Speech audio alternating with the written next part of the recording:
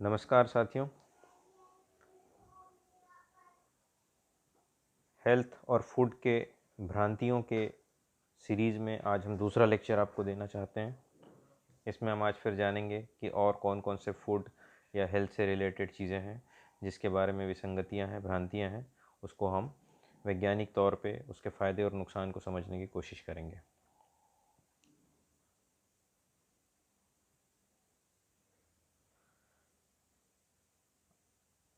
आप हमारे YouTube channel को भी सब्सक्राइब कर सकते हैं, आप इसको फॉलो कर सकते हैं और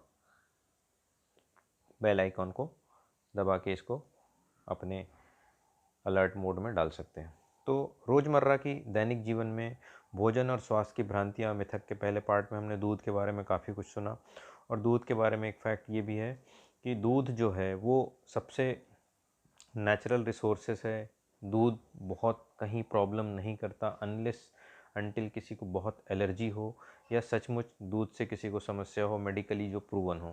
क्योंकि दूध को एक सिंपल भाषा में ऐसे समझिए आप कि दूध जो है, छोटा सा बच्चा जो पैदा होता है वो 4 महीने से 6 महीने तक केवल माँ के दूध में रहता है, और माँ का दूध वो चाहे इंसान का हो या किसी जानवर या जीव का हो, दूध दूध होता है। तो यदि वो नेचुरल फॉर्म में है तो वो दूध तब तक किसी को बहुत कोई परेशान नहीं करेगा, और हम केवल अपनी समझदारी से और सुनी हुई बातों पे दूध पे भरोसा नहीं करते हैं और दूध को पीना छोड़ देते हैं और उसके फ़ायदे से वंचित रह जाते हैं।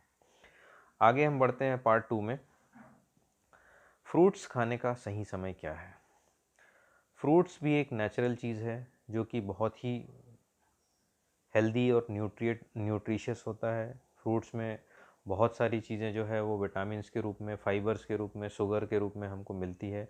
तो फ्रूट्स खाने का सही समय, किसी भी समय आप फ्रूट्स खा सकते हैं, बशर्ते आप फ्रूट्स जब खाते हैं उस समय आप जो भी खाना खाते हैं उसके साथ में या उसके पहले या बाद में खाते हैं तो उसकी क्वांटिटी लिमिटेड हो। फ्रूट्स खाने के फ़ायदे जो हैं, इसमें रफेज बहुत अच्छा होता है, इसमें ग्लूकोज की मात्रा होती है, इसमें विटामिन जैसा कि मैंने बताया। तो फ्रूट्स आप सामान्यतः अर्ली मॉर्निंग जैसे एक एप्पल वगैरह आप बिल्कुल खा सकते हैं दूध के साथ, उसके बाद आप वर्कआउट कर सकते हैं। ब्रेकफास्ट में आप आधा आधा आधी मात्रा ब्रेकफास्ट का और आधी मात्रा फ्रूट्स का रखेंगे आप, तो वो बहुत हेल्दी होता है। खाने के बाद भी आप एक बाउल, एक कटोरी के आसपास फ्रूट्स खा सकते हैं, वो चाहे लंच हो या डिनर हो। कुछ लोग कहते हैं कि फ्रूट्स खाना खाने के बाद खाने से मोटे होते हैं। मोटे आप तभी होंगे, जैसा कि मैंने बताया, कि यदि आपके टोटल खाने की मात्रा और कैलोरी की मात्रा आपके ज़रूरत के हिसाब से एक्सीड करेगी, या आपके खाने के बाद आप एक्स्ट्रा फ्रूट्स या वो खा रहे हैं, तो आप टोटल क्वांटिटी ऑफ फूड, चाहे वो सैलड हो, पका खाना हो और फ्रूट्स हो, उसको आप लिमिटेड रखते हैं और उसको कैलकुलेट करके खाते हैं, तो आप फ्रूट्स कभी भी खा सकते हैं। कुछ फ्रूट्स हैं जिसे कहते हैं कि जैसे केला है, रात में नहीं खाना चाहिए। इसका कारण यही है कि आप खाना पूरा पेट भर के खा लेते हैं और उसके बाद एक केला खाएंगे तो ऑब्वियसली वो ओवरऑल हैवी हो जाता है। तो उसमें केले का दोष नहीं है, आपके टोटल क्वांटिटी आप खाने का दोष है। तो जो फ्रूट्स जिस सीज़न में आता है उस सीज़न में आप बिल्कुल खा सकते हैं। आपको बहुत ज़्यादा यदि डाउट लगता है या डर लगता है तो सिंपल तरीका है कि आप डे टाइम में सारे फ्रूट्स खा सकते हैं। कुछ खास फ्रूट्स हैं जैसे तरबूज है, पानी का फ्रूट है, ये पानी की मात्रा उसमें ज़्यादा होती है, उसको बरसात में खाना बहुत उचित इसलिए नहीं है क्योंकि आजकल बहुत सारे फ्रूट्स ऑफ सीजन में भी मिलते हैं, 12 महीने आपको सारे फ्रूट्स मिलते हैं। तो जो फ्रूट्स आपको खाना हो, वो जिस सीज़न का नेचुरल फ्रूट है आप उसे खाइए, इसमें कहीं पे भी समस्या नहीं होती। और आप बिल्कुल कॉमन सेंस में यूज़ कीजिए, देखिए कि कौन सा फल जो है किस सीजन में प्रोड्यूस होता है। अब क्या करते हैं ये बात अलग है, अभी साइंस और टेक्नोलॉजी के हिसाब से, प्रोफेशन और बिजनेस के हिसाब से बहुत सारे फ्रूट्स को ऑफ सीज़न में भी प्रोड्यूस किया जा रहा है, वेराइटीज़ प्रोड्यूस की जा रही है। लेकिन आप केवल उसका नेचुरल जो वेदर है, नेचुरल सीज़न है, उसमें आप देखिए कि वो कब प्रोड्यूस होता है, आप बिल्कुल उस फ्रूट को उस समय खा सकते हैं। खाली पेट चाय पीना कितना फ़ायदेमंद है, कितना नुकसानदेह है। चाय एक ऐसी चीज़ है जिसे हम कहते हैं अमृत है। एक समय में ऐसा कहा जाता है कि जो संजीवनी बूटी आई थी वो चाय थी। बिल्कुल चाय के बहुत सारे फ़ायदे हैं। आप चाय के थ्रू आप गर्म चीज़ें लेते हैं तो आपके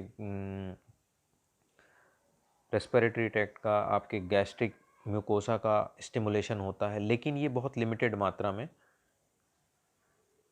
अच्छा होता है। लेकिन आप खाली पेट में सुबह चाय पीते हैं तो यदि चाय की मात्रा बहुत है या उसका कंसंट्रेशन बहुत ज़्यादा है या दिन भर में आप बहुत सारा चाय पीते हैं तो चाय से जो है गैस्ट्रिक म्यूकोसा जो है इतनी एक्टिवेट होती है कि उससे आपकी एसिडिटी होने के चांसेस बढ़ जाते हैं। तो गैस्ट्रिक म्यूकोसा जो है, जो जठर रस है, जो आपका फूड बैग है जिसके अंदर पूरा खाना जाके जमा होता है, यदि आप बहुत ज़्यादा चाय पीते हैं तो वो गैस प्रोड्यूस करता है और बहुत ज़्यादा गैस प्रोड्यूस करने के कारण इवन आपका डाइजेशन प्रोसेस स्लो हो जाता है, प्रॉब्लम होने लगती है, डाइजेशन पूरा नहीं होता, आपको भूख नहीं लगती और इवन कई बार कब्ज जैसी शिकायत भी होती है और गैस्ट्रिक अल्सर जैसे भी चांसेस होते हैं। तो खाली पेट चाय पीना केवल और केवल यदि सुबह आप माइल्ड तरीके से उसके साथ कुछ स्नैक्स के साथ में चाय पी रहे हैं तो फिर बहुत अच्छा है। अदरवाइज़ चाय को आप किसी फूड के साथ ही लेंगे तो ही फ़ायदेमंद करेगा।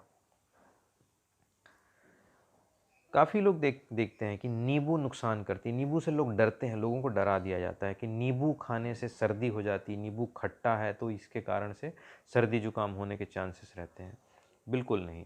नींबू जो है एक बहुत अच्छा सोर्स है विटामिन सी का, आप देखेंगे नेचुरल इसमें। और विटामिन सी जो है आपकी इम्यूनिटी को बढ़ाने के लिए, आपके बॉडी के कंपोनेंट में कोलेजन वगैरह के लिए जो सरफेस एपिथेलियम है, जैसे आपका रेस्पिरेटरी एपिथेलियम है, गैस्ट्रिक एपिथेलियम है, जहाँ जहाँ पे एपिथेलियम है उसके रिपेयर के लिए, उसके हेल्दी होने के लिए विटामिन सी का बहुत इंपॉर्टेंट रोल है। इसलिए नींबू कहीं नुकसान नहीं करती। नींबू खाने का तरीका गड़बड़ हो जाता है कभी कभी लोगों का, जैसे वो बहुत ही भूखे पेट में या प्यासे हैं तब जाके आप नींबू को बहुत गर्म पानी या किसी तरीके से, या फिर प्यास में आपको या हल्का सोर थ्रोट है, आप सर्दी है तब आप नींबू का उपयोग कर लेते हैं तो आपको ऐसा लगता है कि नींबू के कारण सर्दी बढ़ गई। बिल्कुल नहीं।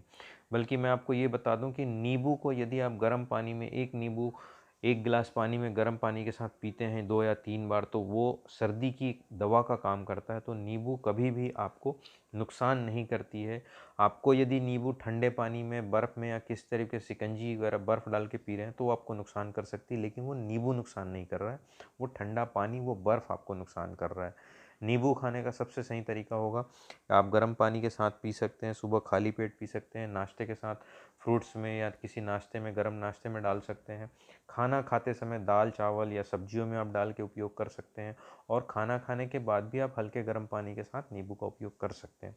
तो विटामिन सी, नींबू बहुत ही अच्छी चीज़ है। यदि आपको ठंडा पानी के साथ में नींबू सूट नहीं करता है या उसके साथ सर्दी जुकाम होती तो वो ठंडा पानी नुकसान करता है, ना कि नींबू नुकसान करता है। तो नींबू का उपयोग बिल्कुल आप करें, रेगुलरली करें, दिन में 1 या 2 नींबू का उपयोग कीजिए।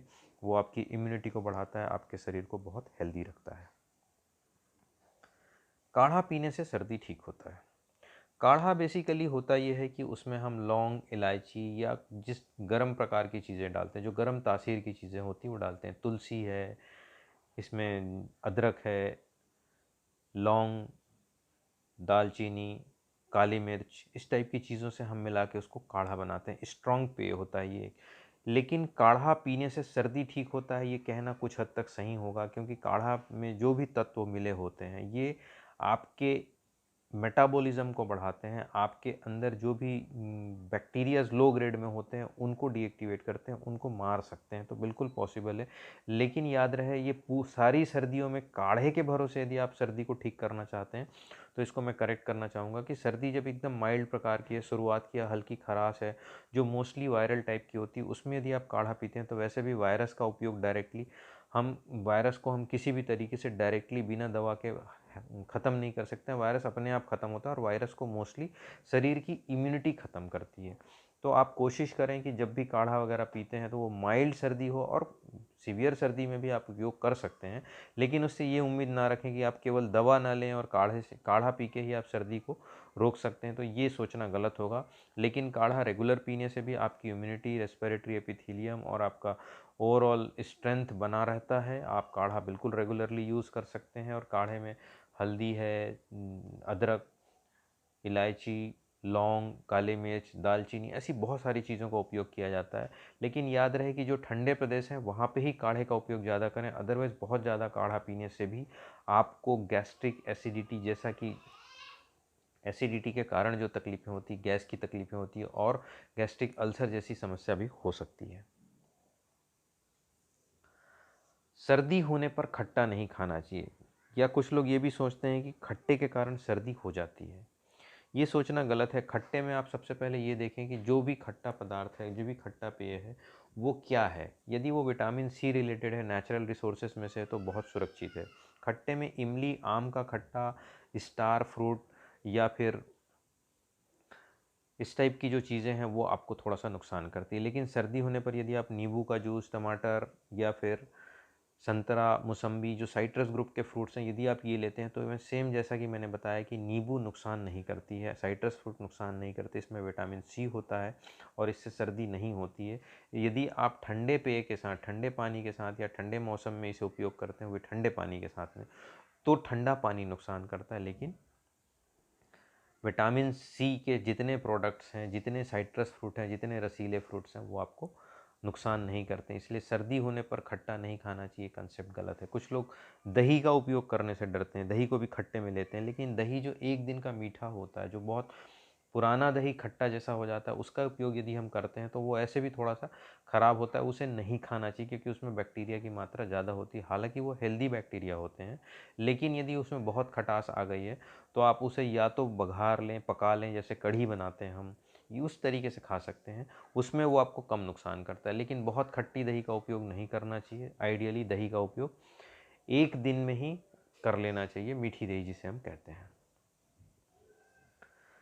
दवा का उपयोग कब करना चाहिए, दवा कब खानी चाहिए, दवा का सेवन कब करना चाहिए, खाना खाने के पहले या बाद में, ये बहुत एक कन्फ्यूज़न रहता है। बहुत सारे पेशेंट्स जो होते हैं उनको समझ नहीं आता कौन सी दवा कब खानी है, कैसे खानी है। मोस्टली बहुत सारी जो दवाइयाँ हैं उनको इन जनरल देखा जाए तो कुछ ना कुछ हल्का फुल्का, समझिए आप 1/3 या आधा पेट कुछ खाना खाने के बाद या कुछ भी पेट में खा लें, उसके बाद ही सारी दवाओं का उपयोग किया जाता है। कुछ खास दवाइयाँ जैसे थायराइड है, डायबिटीज़ की दवाइयाँ हैं, या एसिडिटी या गैस के लिए जो दवाइयाँ होती हैं, उस दवाइयों को आपको केवल कुछ स्पेसिफिक टाइम में लेना होता है, जिसमें से कुछ खाली पेट होते हैं और कुछ खाना खाने के पहले होते हैं। तो इंस्ट्रक्शंस को ध्यान से सुनिए, डॉक्टर आपको क्या कहते हैं। खाली पेट और खाना खाने के पहले में बहुत बड़ा फ़र्क होता है। खाली पेट का मतलब आप जब सुबह 5 बजे सो के उठते हैं तब भी आप खाली पेट होते हैं, और आप खाना खाने के पहले भी खाली पेट होते हैं। तो खाना खाने के पहले यदि आप एसिडिटी या गैस की दवा लेते हैं तो 15-20 मिनट पहले यदि लेते हैं तो उसका इफ़ेक्ट बहुत बढ़िया आता है। या आपको खाली पेट में एसिडिटी होती है तो आप एसिडिटी की दवा उस समय भी ले सकते हैं। लेकिन सामान्यतः खाली पेट या एसिडिटी की जो दवा है वो आपको तब दी जाती है जब आप खाना खाने के बाद या उसके बाद कोई दवा खाने वाले होते हैं। तो इसीलिए एसिडिटी यदि किसी दवा के खाने के साथ आपको हो रही है तो गैस या एसिडिटी की दवा को खाना खाने के बिल्कुल 15 या 20 मिनट पहले लीजिए, और कुछ खाने के बाद आप बाकी दवाइयों का सेवन करेंगे तो आपको एसिडिटी भी नहीं होती है और दवाइयाँ भी आपको हेल्प करती हैं। दूसरा, जो खाली पेट की दवाइयाँ हैं जैसे थायराइड या डायबिटीज़ की, उसका जो स्पेसिफिक टाइम है उसमें आप ज़रूर यूज़ करें। लेकिन बाकी की सारी दवाइयाँ जो है आप खाना खाने के बाद ले सकते हैं। और दवाइयों को लेने का बहुत अच्छा तरीका ये होगा कि आप हल्के गुनगुने पानी के साथ खाना खाने के बाद एक आधे गिलास पानी के साथ में लें। वो बहुत ही सुरक्षित तरीका है। और याद रहे कि खाना जो आप खाते हैं दवा लेने के साथ में या उसके पहले जो ले रहे हैं, उसकी मात्रा बहुत ही लिमिटेड हो, कम हो, सुरक्षित हो। बहुत ज़्यादा हैवी खाना लेने के बाद यदि आप कोई भी दवाइयाँ लेते हैं तो वो भी वही काम करती है जो कि हैवी खाना लेने के बाद हम कोई भी टॉप अप करते हैं, चाहे फ्रूट्स हो, मिठाई हो, दूध या लेते हैं, तो वो गैस या एसिडिटी प्रोड्यूस करती है। तो खास ध्यान रखें कि खाना खाने के पहले या दवा का रिलेशन क्या रहेगा। बहुत सी गाँव में कह लीजिए या कहिए जिनको पता नहीं है, जानकारी नहीं है, इवन शहरों में भी जब जब तक डॉक्टर बहुत क्लियर नहीं बताते हैं तो वो बुखार जब भी आता है किसी को भी, चाहे कैसा भी बुखार हो, किसी वजह से बुखार हो, तो बुखार में नहीं नहाना चाहिए, ऐसा कहते हैं। ये बिल्कुल गलत सोच है। बुखार में ऑलरेडी बॉडी का टेम्परेचर बहुत ज़्यादा होता है और यदि आप नहाते हैं तो नहाने के कारण आपके बॉडी का टेम्परेचर कम हो जाता है, वो आउटर सरफेस का टेम्परेचर कम हो जाता है। तो बुखार में नहाना बहुत फ़ायदेमंद होता है। बल्कि साइंस में ये भी कहा गया है कि बुखार में एक नहाने का एक ट्रीटमेंट भी किया जाता है, मतलब बुखार का ट्रीटमेंट भी है नहलाना। आप देखे होंगे कि आपको डॉक्टर कहते हैं कि आप इनको गर्म पानी की पट्टियाँ लगाइए। पानी की पट्टियाँ लगाने से बाहर का सरफेस जो शरीर का टेम्परेचर होता है वो डाउन होता है। तो जहाँ आप एक हिस्से में, जैसे माथे में आप खाली टेम्परेचर कम करने के लिए पट्टियाँ लगाते हैं, वैसे यदि शरीर को पूरा नहलाया जाए तो उसके कारण से टेम्परेचर कम होता है। बहुत हाई ग्रेड फीवर में या किसी किसी खास बहुत गंभीर बीमारियों की स्थिति में डॉक्टर आपको नहलाने के लिए मना कर देता है, लेकिन नहलाने का बुखार से फ़ायदा ही होता है, उसमें नुकसान नहीं होता है। आपको इसमें ज़रा भी कन्फ्यूज़न हो तो जब भी आपको ऐसी बीमारी हो या कुछ हो जिसमें बुखार आता है, तब आप खास कर याद रखें, अपने डॉक्टर से ज़रूर पूछें कि डॉक्टर इसमें नहाना है या नहीं, क्योंकि कुछ स्पेसिफिक चीज़ों में नहाने के लिए आपको शायद मना किया जाता है। खाने के दौरान पानी कैसे पीना चाहिए? खाना खाने के पहले, खाना खाने के साथ में या खाना खाने के बाद में? कुछ लोग कहते हैं कि कभी भी आप पानी पी सकते हैं। कुछ लोग इसके बिल्कुल अगेंस्ट होते हैं, जो कहते हैं कि खाना खाने के आसपास, चाहे पहले या साथ में या बाद में, पानी बिल्कुल नहीं पीना चाहिए। इसका भी साइंस पूरा क्वांटिटी पे आधारित है। यदि खाना खाने के पहले आप किसी भी प्रकार का पेय या पानी या कुछ पीते हैं, तो आपका जो एसिड बनता है, जो जठर रस बनता है, जो पाचन सिस्टम है, उसके जो एंजाइम्स बनते हैं वो डाइल्यूट हो जाते हैं, ऐसा कहते हैं। लेकिन वो इतना सारा एंजाइम और सारा कुछ प्रोड्यूस होता है कि अंदर की जो एसिडिटी होती है, यदि उस उतने एसिडिटी में यदि कोई लोहा भी डाल दिया जाए तो वो पिघल सकता है। ऐसा बहुत कुछ प्रूवन कोई रिजल्ट नहीं है, लेकिन जो विसंगतियां चली आई हैं उसके लिए मैं आपको करेक्ट करना चाहूँगा। खाना खाने के पहले आप यदि हल्का गुनगुना पानी पीते हैं या सूप पीते हैं, इस टाइप की चीज़ें यदि आप पीते हैं, तो वो गैस्ट्रिक म्यूकोसा को, गैस्ट्रिक सरफेस को और एक्टिवेट करता है, स्टिमुलेट करता है, जिसके कारण से आपका एसिड प्रोडक्शन और बढ़ता है। कहना चाहिए आपकी भूख की मात्रा बढ़ती है। और उसके बाद यदि आप खाना खाते हैं और सही मात्रा में आपका पाचन एंजाइम होते हैं, आपके एसिड होते हैं, जठर रस होते हैं, तो आपके भोजन को पचाने में बहुत अच्छे से हेल्प करते हैं। खाने के दौरान या खाने के बाद भी यदि आपको पानी पीने की इच्छा होती है या प्यास लगती है, तो आप सिप सिप करके, एक एक दो दो सिप करके आधा गिलास पानी बिल्कुल पी सकते हैं। और सुरक्षित ये होगा, यदि आपको खाना खाने के साथ पानी पीने में डर लगता है, जो लोगों ने डराया हुआ है या ऐसी चीज़ें हैं, तो बेस्ट होगा आप गुनगुना पानी आप पी सकते हैं, जो कि बिल्कुल सुरक्षित है। और यदि आप पानी की तरफ नहीं जाना चाहते, केवल लिक्विड लेना चाहते हैं, तो खाने के पहले, खाने के साथ और खाने के बाद आप सूप जैसी चीज़ें बिल्कुल ले सकते हैं, जो कि माइल्ड लाइट सूप हो, बहुत कंसनट्रेटेड या हैवी सूप ना हो। तो जैसे वेजिटेबल स्टॉक जिसको हम बोलते हैं, कि सब्जियों का हल्का पतला सा एक घोल बना के उसको, उसमें हल्का नमक, काली मिर्च या सेंधा नमक जैसी चीज़ें डाल के हल्का बहुत माइल्ड बनाया जाता है, जिसको आप बिल्कुल ले सकते हैं। वो खाने के पहले भी, खाने के साथ भी और खाने के बाद भी ले सकते हैं, जो आपको पाचन में भी बहुत हेल्प करता है। बट याद रहे, खाने की मात्रा आपकी बहुत लिमिटेड हो। खाने के बाद यदि आप कोई भी ड्रिंक या पानी या फिर सूप कुछ भी ले रहे हैं और वो ओवरऑल आपके खाने की क्वांटिटी को बढ़ा देगा, तो वो बिल्कुल आपको प्रॉब्लम क्रिएट करेगा। बरसात के मौसम में भाजी का पाचन नहीं होता, भाजी डाइजेस्ट नहीं होती, या उसके कारण से लूज मोशन होते हैं, पेट खराब हो जाता है, ऐसा बहुत सारे लोग कंप्लेन करते हैं। भाजी एज सच कोई लूज मोशन नहीं कराता है, जब तक वो या तो प्रॉपरली कुक्ड ना हो या फिर उसकी साफ़ सफाई प्रॉपर नहीं हुई हो। बरसात में होता क्या है कि पानी के कारण बहुत सारी सब्जियों में बैक्टीरिया और वो सब होने के चांसेस बढ़ जाते हैं, क्योंकि नमी जहाँ पे भी होगी, पानी जहाँ पे भी होगा, वहाँ पे बैक्टीरिया या जीव जंतु ग्रो होने के चांसेस बढ़ जाते हैं। और बरसात में देखेंगे आपकी सब्जियाँ बहुत सुरक्षित नहीं रहती, बहुत जल्दी ख़राब हो जाती, गलने लगती है। और साथ में जहाँ से खेतों से वो आती है, वहाँ पे साफ़ सफाई के चांसेस कम होते हैं, मिट्टी लगी होती है और वो बहुत कई बार साफ़ नहीं हो पाती है। और जैसा हम रेगुलर बाकी के दिनों में, जो सूखे दिनों में, चाहे ठंड या गर्मी के दिनों में हम सब्जियों को बहुत ज़्यादा साफ़ नहीं करते, क्योंकि वो सूखी सूखी सब्जियां आती, तो उस समय, बरसात के समय में, आप यदि ऐसा सोचते हैं कि भाजी या इस टाइप की सब्जियों का पाचन नहीं होता, तो वैसा नहीं है। लेकिन इससे बचने के लिए सबसे अच्छा तरीका है कि आप जो भी सब्जियां आती है उसको बहुत अच्छे तरीके से पानी में डुबा के प्रॉपरली धोएं, खासकर भाजियों को, ताकि उसका रेत, मिट्टी और बैक्टीरिया ख़त्म हो जाए। और आपको उससे भी लगता है कि ये सुरक्षित नहीं है, तो और बेहतर उसको आप हल्के गुनगुने पानी से धो सकते हैं। आप उसको डुबा के रख लीजिए, जैसे पानी में डाल के हम निथारना कहते हैं, पूरा पानी में डुबा के उसको बिल्कुल ऐसा धोएं कि ताकि उसका एक एक कण, रेत का कण या मिट्टी जो भी हो, वो पूरी निकल जाए। बरसात, गर्मी और ठंड को यदि हम देखें, तो उसमें एक समस्या ये होती है कि धूप की मात्रा कम हो जाती है, और जैसे टेम्परेचर कम हो जाता है, धूप कम हो जाता है, तो आपकी बॉडी का मेटाबॉलिज्म कम हो जाता है, आपका पाचन तंत्र स्लो हो जाता है। इस कंडीशन में आप खाने की क्वांटिटी कम करें, और याद रखें कि जो भी खाना आपका पक रहा है, पकाया जा रहा है, वो प्रॉपरली कुक्ड होना चाहिए, पूरा पका होना चाहिए। यदि आपका खाना आधा पका हुआ है, पूरा पका नहीं है, तो वो आधा पका हुआ भोजन भी आपको पाचन में हेल्प नहीं करता, उसको पचाने में ज़्यादा टाइम लगता है। तो वो प्रॉपरली कुक्ड भोजन होना बहुत ज़रूरी होता है। तो बरसात में भाजी का पाचन बिल्कुल होता है। आपको अपनी क्वांटिटी, उसके कुकिंग का पूरा ध्यान रखना है, उसके साफ़ सफाई का ध्यान रखना है और भाजी बिल्कुल खाना है, क्योंकि ये सारे जो वेजिटेबल्स हैं, भाजियां हैं, ये बहुत अच्छे फाइबर के, विटामिन्स के स्रोत होते हैं और इनको आप अवॉइड करेंगे तो आपके हेल्थ के लिए बहुत फ़ायदेमंद नहीं होता है। खाने के संबंधी में एक और विसंगति आती है कि ओलिव ऑयल का उपयोग बहुत अच्छा होता है और देसी घी का उपयोग कैसे करना चाहिए। ओलिव ऑयल जो होता है ये न्यूट्रिशियस होता है। अदरवाइज़ देखा जाए तो बाकी जो जितने ऑयल हैं इसमें भी नरिशमेंट होता है, बशर्ते कि वो रिफाइंड ऑयल ना हो। ओलिव ऑयल के साथ में सबसे बड़ी एक समस्या होती है, इसका कुकिंग टेम्परेचर बहुत कम होता है। तो जैसे आप नॉर्मल रेगुलर जो हमारे हिंदुस्तान में हम तड़का लगा के, छौंका लगा के, जो बघार लगा के खाना बनाते हैं, उसमें नॉर्मल तेल, जो दूसरा तेल हम यूज़ करते हैं वनस्पति तेल जो भी होता है, वो पूरे टेम्परेचर को सहन कर लेता है। लेकिन ओलिव ऑयल बहुत जल्दी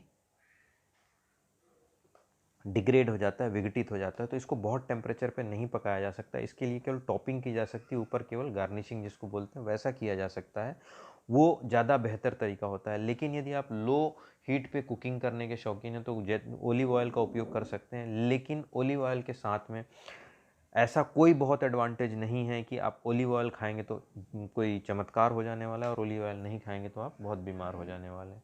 बेसिक चीज़ ये है कि आप जो भी ऑयल यूज़ करते हैं वो रिफाइंड ऑयल नहीं हो, वो होल ऑयल हो, पूरा कंप्लीट ऑयल हो, तो वो ज़्यादा बेटर है, जिसको हम कहना चाहिए कच्ची घानी का तेल जो कहते हैं। और तेल उपयोग करने का सबसे अच्छा तरीका होता है कि आप मिक्स करके बदल बदल के तेल का उपयोग करें, एक महीने कुछ, दूसरे महीने कुछ, तीसरे महीने, ताकि हर तेल की में जो जो न्यूट्रिएंट्स होते हैं आपकी बॉडी को कवर अप करें।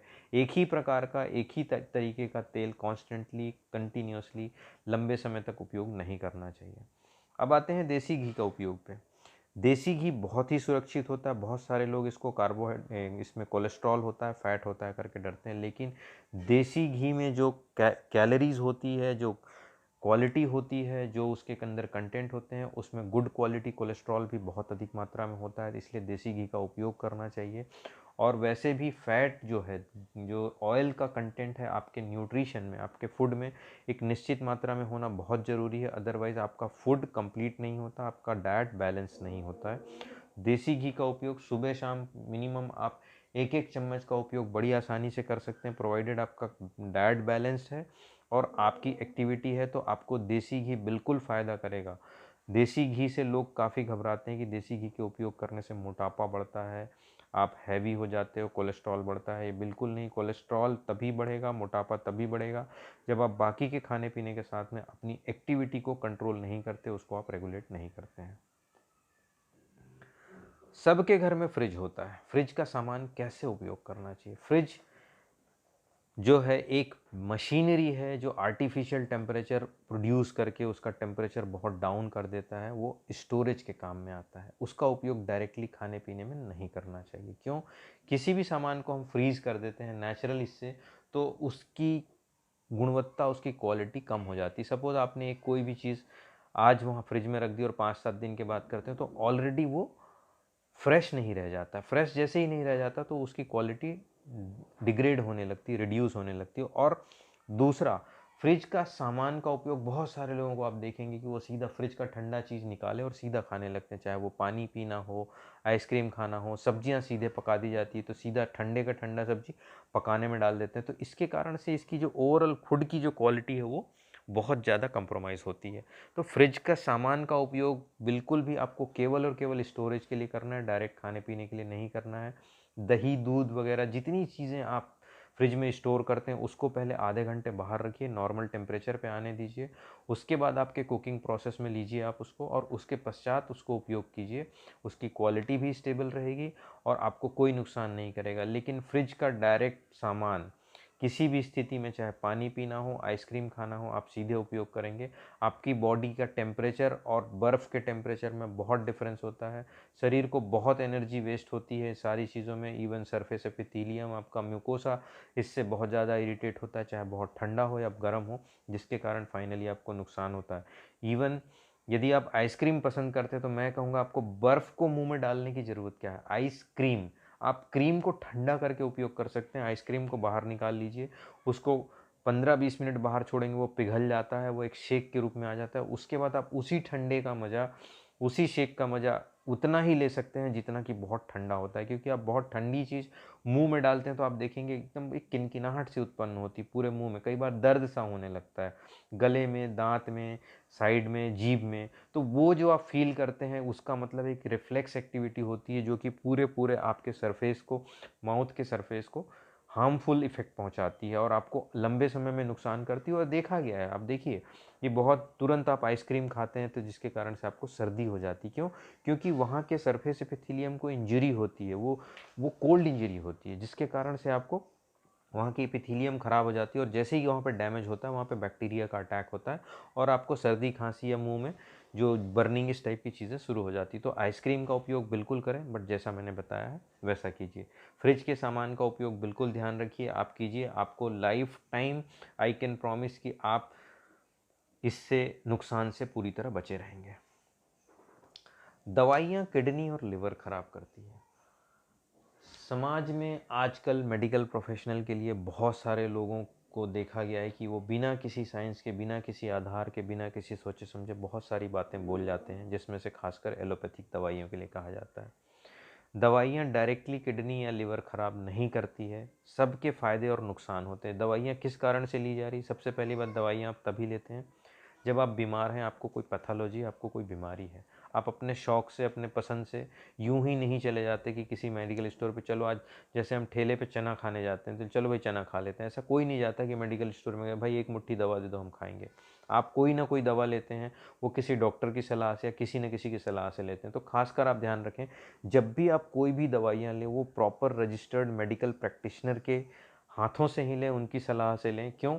क्योंकि यदि आप जिस दवा का उपयोग कर रहे हैं वो किसी ऐसे अनक्वालिफाइड या नॉन रजिस्टर्ड मेडिकल प्रैक्टिशनर या दूसरी पैथी वालों के साथ में वो दवा का उपयोग कर रहे हैं, जैसे देखा गया है कि आजकल होम्योपैथी और होम्योपैथी और आयुर्वेदिक दवाइयाँ भी एलोपैथी डॉक्टर्स की जो दवाइयाँ हैं उसको होम्योपैथी और आयुर्वेदिक वाले भी यूज़ करते हैं। तो वो एक बहुत इसलिए गलत हो जाता है क्योंकि वो एलोपैथिक दवाइयों के उपयोग का पूरा तरीका नहीं जानते हैं और उसके कारण से इसे कितना देना है, किसे देना है, कब देना है, कितने समय तक देना है, इसमें कहीं ना कहीं चूक होती है और जिसके कारण से प्रॉब्लम आती है। और फाइनली एलोपैथिक दवाइयों को बदनाम किया जाता है कि इसके कारण से किडनी या लिवर खराब हो जाती है, इसके साइड इफ़ेक्ट होते हैं। बिल्कुल नहीं। मैं आपको साफ समझा दूं, यदि आप पूरे इंस्ट्रक्शंस में फॉलो करते हैं और आपके प्रॉपर उसके प्रोटोकॉल होते हैं, इसमें दवाइयाँ लेने के साथ आपके ब्लड इन्वेस्टिगेशन होते हैं, आपका रेगुलर फॉलोअप होता है, यदि आपको कोई प्रॉब्लम हो रही तो डॉक्टर आपकी बात सुनता है, ये सारी चीज़ों को यदि आप फॉलो करते हैं तो आपके कोई भी दवाइयाँ आपको अनजाने में डायरेक्टली, बहुत रेयर चांसेस होते हैं कि जब कोई स्पेसिफिक बीमारी हो या कोई स्पेसिफिक पर्सन को वो साइड इफ़ेक्ट कर सकता है। अदरवाइज़ ये दवाइयाँ सुरक्षित होती बशर्ते आप नियमों का पूरा पालन करें। हाँ, दवाइयाँ खाने के साथ मैं आपको एक सजेशन और दूंगा कि आपके प्रॉपर आपका जो फूड है वो बहुत ही इजी डाइजेस्टेबल फूड हो और दूसरा, पानी की मात्रा आपकी बहुत अच्छी होनी चाहिए। पानी आप जो पीते हैं दिन भर में वो 2 से 3 लीटर पानी आपको बिल्कुल पीना चाहिए, क्योंकि जब भी आप कोई भी दवाइयाँ लेना शुरू करते हैं तो वो दवाइयों के माध्यम से शरीर के अंदर जो पूरा फूड प्रोसेसिंग है, जो एनर्जी सर्कुलेशन है, जो जितने मिनरल्स और जो फूड का जो एसिमिलेशन है वो पानी के थ्रू ही होता है। तो यदि शरीर में पानी की मात्रा बहुत अच्छी है, संतुलित है, तो आपको कोई भी दवाइयाँ तब तक परेशान नहीं करेगी जब तक आप उसको बहुत गलत तरीके से या लंबे समय तक या फिर बहुत हाई डोज में बिना किसी डॉक्टर के सलाह के यदि आप लेते हैं, तभी वो नुकसान करती है। तो याद रखें, जब भी आप दवाइयाँ लेते हैं पानी की मात्रा क्लियर हो। और पानी की मात्रा चेक करने का बहुत अच्छा तरीका है, आपको पानी पीने के लिए वेट नहीं करना है कि आपको कब प्यास लग रही है। प्यास लगना एक सिंपल इंडिकेशन होता है शरीर में कि आपको बहुत ज़्यादा पानी की कमी हो चुकी है। जब तक आप सिंपल भाषा में समझिए, पानी की कमी हुई, ब्रेन को सिग्नल गया, उसके बाद वो बताता है कि अब मुझे प्यास लगी है, मतलब ये ऑब्वियसली पानी की कमी हो गई है, तब बताते हैं। तो आपको ऐसी स्थिति आनी नहीं चाहिए कि जब आप वेट करें कि मुझे प्यास लगे। बेहतर होगा कि आप हर आधे घंटे, 1 घंटे में 1 से 2 गिलास पानी पीजिए, प्रोवाइडेड आपको कोई दूसरी प्रॉब्लम ना हो, हार्ट प्रॉब्लम या किडनी डिजीज़ जो ना हो, यदि उन लोगों को स्पेसिफिक इंस्ट्रक्शन होते हैं कि कितना पानी पीना है, कैसे पानी पीना है। तो एक हेल्दी मनुष्य के लिए, हेल्दी इंसान के लिए 1 से 1.5 घंटे में अंदर आप 1 या 2 गिलास पानी रेगुलर पीते हैं।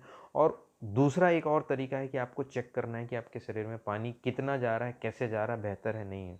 आप यूरिन जाते हैं, पेशाब जाते हैं, टॉयलेट जाते हैं, उसमें जाके देखिए कि जब आप पेशाब करते हैं तो आपका यूरिन है वो ट्रांसपेरेंट है, क्लियर है, पानी की तरह है। यदि वो पानी की तरह है, क्लियर है, तो आप समझ जाइए कि आपकी पानी की मात्रा सफिशिएंट है। खासकर उन लोगों को जो बाहर धूप में काम करते हैं, जो हैवी वर्क करते हैं, जिनको पसीना आता है काफ़ी, जो बहुत ह्यूमिड इन्वायरमेंट में काम करते हैं, उनके लिए खास इंपॉर्टेंट है कि आप बिल्कुल आधे घंटे 1 घंटे में समय समय में अपने पानी की मात्रा को बहुत अच्छे से कवर करते रहें। आजकल डायबिटीज़ बहुत सारे लोगों को डिटेक्ट होना शुरू हो चुका है। ये सबसे पहले तो ये बीमारी एक बहुत ही गंभीर समस्या है, ये एक लाइफस्टाइल डिजीज़ है और इनको केला या आम नहीं खाना चाहिए, ऐसी विसंगतियाँ आती हैं। दूध नहीं पीना चाहिए, ऐसी विसंगतियाँ आती हैं। डायबिटीज़ के लिए मैं आपको सबसे पहले बता देना चाहता हूँ कि डायबिटीज़ जो है वो केवल और केवल शुगर के कारण ही प्रॉब्लम होती है। बट यदि आपका total calorie intake, total food intake control है, तो आप अपने शुगर को, अपने डायबिटीज़ को बहुत अच्छे से कंट्रोल कर सकते हैं। उसका बैलेंस, जो कैलोरी का बैलेंस है, आपके फूड से, आपके एक्सरसाइज से और आपके बॉडी टाइप से हो सकता है। यदि दोनों चीज़ें आपकी बैलेंस नहीं करती है तो आप उसे देखेंगे कि आपकी जो ओवरऑल शुगर कंट्रोल है उसको आपके लिए दवाइयों की ज़रूरत पड़ जाती है। तो ख़ास याद रखेंगे कि आप जब शुगर के पेशेंट हैं तो आप फ्रूट्स जो भी लेते हैं, चाहे केला हो, आम हो, वो बहुत मीठा या पका हुआ फ्रूट आपको नहीं लेना है। आप फ्रूट्स को उससे बेटर तरीके से ले सकते हैं जो आधा पका होता है, कच्चे की तरह होता है, कच्चे से थोड़ा पकना शुरू होता है, आप उसको खाइए, उसमें शुगर की मात्रा कम होती है, आप उसे सुरक्षित ले सकते हैं। आपके डॉक्टर आपको साफ इसलिए मना कर देते हैं कि आप केला, आम या फ्रूट्स नहीं खाना, क्योंकि उनको कई बार समझाने में टाइम लगता है और कई बार पेशेंट समझ नहीं पाते हैं कौन सा फ्रूट कैसे खाना है, कितना पका होता है, क्या है, तो वो समझने में प्रॉब्लम होती है। लेकिन सारे फ्रूट्स का बेसिक रूल यही है कि आप उसको थोड़ा कच्चे की तरफ खा सकते हैं और डायबिटीज़ से इसमें कोई प्रॉब्लम नहीं होती है। और डायबिटीज़ के जितने पेशेंट होते हैं, यदि अपना टोटल कैलोरी इंटेक, अपनी एक्टिविटी और दवाइयों का प्रॉपर उपयोग करते हैं तो आप इस तरीके से बिल्कुल उपयोग कर सकते हैं। फ्रूट्स नहीं खाने से आपके शरीर के मिनरल्स और जो भी फ्रूट्स के जो फ़ायदे हैं आप उसको मिस कर जाते हैं, इसलिए फ्रूट्स डायबिटीज़ के पेशेंट में बहुत इंपॉर्टेंट है, इसे लेना चाहिए। सेम कंटिन्यूएशन में आता है कि आपको रोज़ मल्टीविटामिन खाना चाहिए। Answer is yes. आज की डेट में इसका आंसर यस इसलिए है क्योंकि आप कितने भी फ्रूट्स या कुछ भी खा लें, आपकी जो रेगुलर विटामिन्स की रिक्वायरमेंट है वो कंप्लीट नहीं होती। क्यों? एक रिसर्च के हिसाब से बताया गया है कि 20 साल पहले जो फ्रूट्स आते थे उसमें जो न्यूट्रिएंट्स क्वालिटी होती थी, विटामिन्स क्वालिटी होती थी, उसके कंपैरिजन में आज वो 40% रह गई है। हालांकि एग्रीकल्चर इंजीनियरिंग जो है, बायोटेक्नोलॉजी, ये कहता है कि आज फूड्स और बाकी चीज़ें आपकी बेटर है, लेकिन जो कमर्शियलाइजेशन हो गया है, प्रोडक्शन के लिए लोग शॉर्टकट जो यूज़ करते हैं, केमिकल्स का जो यूज़ करते हैं, उसके कारण फ्रूट्स और उसकी क्वालिटी बहुत ज़्यादा डाउन हो गई है। ऐसा है कि आप इसको हर स्टेज पर एनालाइज नहीं कर सकते, तो बेटर है यदि आपको हेल्दी रहना है, आपको न्यूट्रिएंट्स आपके कंप्लीट रखने हैं, तो बेस्ट वे में आप ये काम ये कर सकते हैं कि आप एटलीस्ट रोज़ नहीं खा सकते तो आप अल्टरनेट डे में एक मल्टीविटामिन खाएं। क्योंकि यदि आप प्योर वेजिटेरियन है तो जो नॉन वेजिटेरियन सोर्स के वाइटामिन्स हैं वो आपके कवर नहीं होते, तो बेस्ट होता है कि आप किसी न किसी रूप में एक मल्टीविटामिन ज़रूर लें, ताकि आप चाहे वेजिटेरियन हो, नॉन वेजिटेरियन हो, वो आपको हेल्प करके आपके विटामिन्स की डोजेस को कंप्लीट कर देता है। बासी खाना क्या होता है, क्या नहीं खाना चाहिए? जैसा कि मैंने रेफ्रिजरेटर, फ्रिज के उपयोग में बताया कि जो खाना होता है आप उसे रख देते हैं और उसके बाद 1 दिन 2 दिन कभी भी यूज़ करते हैं। जो स्टोरेज फूड होता है, दे आर नेवर हेल्दी। सो आपका फ्रेश फ्रूट, जो आपने फ्रेश फूड बनाया हुआ है, उसे आप 1 2 3 या मैक्सिमम 4 घंटे के अंदर उपयोग कर लें, वो आपकी बेस्ट न्यूट्रिएंट्स प्रोवाइड करता है। पुराने समय में देखा आपने कि जो गाँव में खाना बनता था, चूल्हों में खाना बनता था, वह चूल्हे में छोड़ दिया जाता था, वो गर्म रहता था, उसमें ही खा लेते थे। सुबह का खाना शाम को खाना, शाम का खाना सवेरे खाना, ये बहुत हेल्दी नहीं होता। उसके न्यूट्रिएंट्स विघटित हो जाते हैं, डिग्रेड हो जाते हैं, उसकी क्वालिटी कंप्रोमाइज़ हो जाती है।